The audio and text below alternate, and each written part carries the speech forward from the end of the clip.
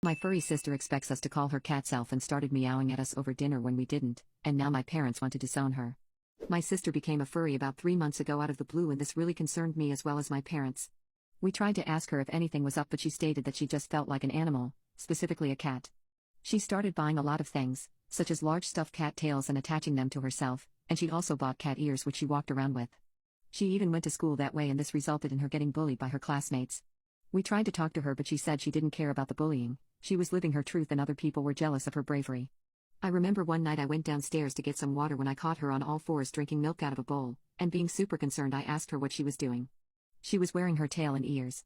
When I asked her, she turned around to me and didn't say anything, instead turning back continuing to drink out of the bowl on all fours. I told my parents about it the next day and we all confronted her. It was there that she told us she is a cat and wants to be treated like one. She expects to be bought and served cat food. My parents, thinking it would be good to give her cat food so she throws it up once and stops this nonsense, gave her cat food the next day. She ate it, genuinely seemed to like it, but threw up cat night. The next day I asked her about it and if she changed her mind on the cat food, but she said no, she was only getting used to it and it would take time for her body to adjust. That was 3 weeks ago and she has been eating cat food since. My parents don't buy it for her, but considering we have 3 cats she always gets her hands on some. She has tried sleeping next to the cats but wasn't able due to one of them clawing her arm when she tried to sleep on top of one. She tried to come downstairs unclothed. In only a tail and her cat tails once because cats don't have clothes, but my parents yelled at her to get dressed. Her madness culminated over dinner last night.